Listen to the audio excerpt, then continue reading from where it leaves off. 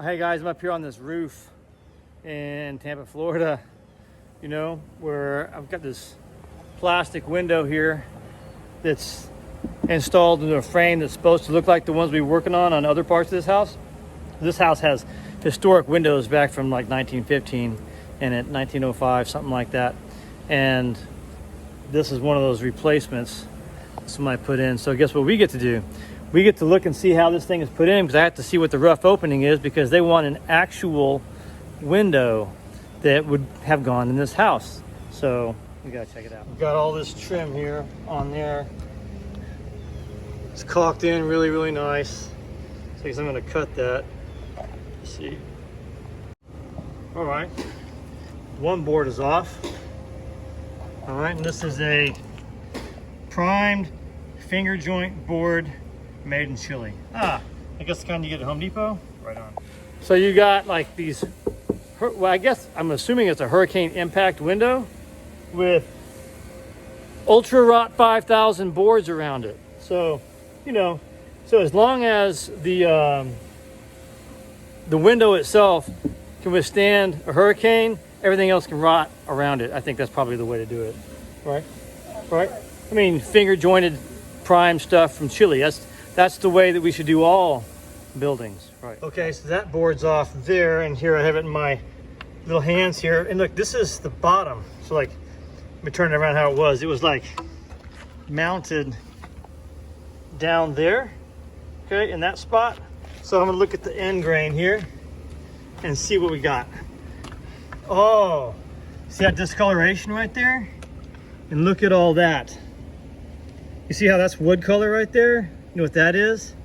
That's fungal growth, right? And look, it's starting to wick up in here, starting to rot the board. It's not rotted yet, but it's coming.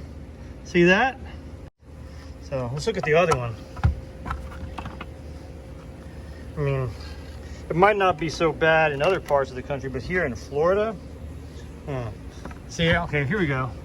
That's just a regular white pine, and that didn't get any, ironically, So maybe you put these two side by side. The difference is this one's got caulk all around it, this one doesn't. Maybe this one was able to dry out and that one wasn't. Maybe that one created a water trap, and that's what fungus needs, is a nice wet water trap to be able to start its work. On that side, didn't have anything, but just studying stuff here. The window unit comes as just a flat panel, right? And the flat panel, it is attached with these flanges here against the wall, and so that's got to be all nice and sealed in, right?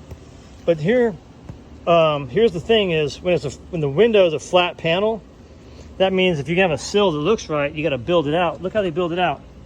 There's a spacer right there. I guess that's to take up the space of the siding, and then you've got another sill here that's added on as well. So you've got one space here where the water can penetrate. That's a trap right there.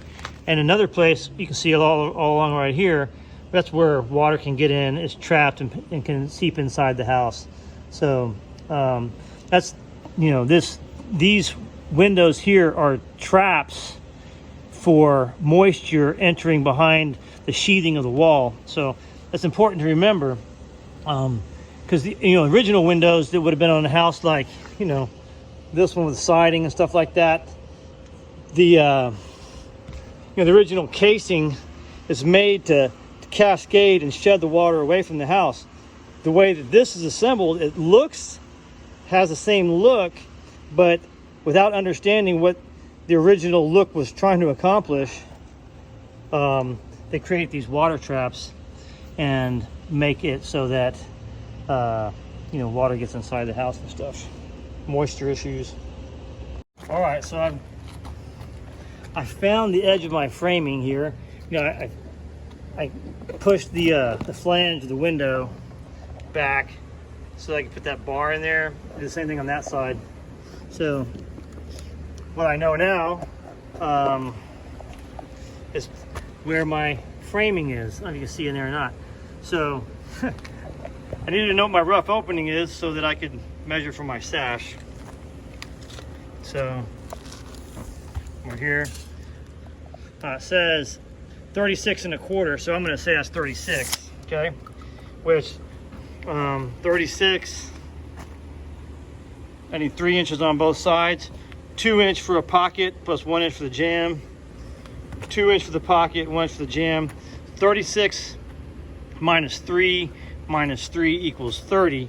So my sash size for this whole thing is 30 inches wide. So let me write that down.